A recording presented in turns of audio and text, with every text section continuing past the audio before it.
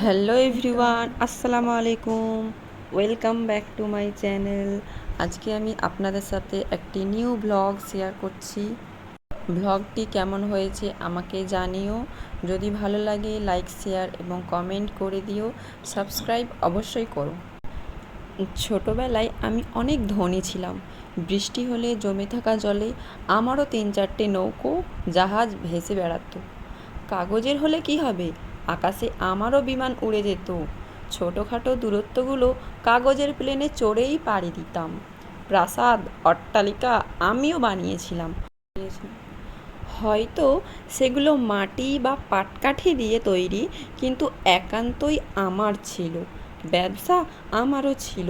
নারকেলের মালা দিয়ে দাড়িপাল্লা বানিয়ে জিনিস কেনাবেচা করতাম। রাঁধুনি আমিও ছিলাম। ছোট্ট ছোট্ট মাটির হাঁড়ি পাতিলে রান্না করে কলা পাতায় ভাত বেড়ে দিতাম। তখন আমিও বিজ্ঞানী ছিলাম। ফেলে দেওয়া পুরনো ইঞ্জেকশনের সিরিঞ্জে পানি ভরে বিভিন্ন গাছের শাখা প্রশাখায় ইঞ্জেকশন দিয়ে পরীক্ষা নিরীক্ষা করতাম। এখন আর কোথায় পাবো সেই বড়লোকি চাল?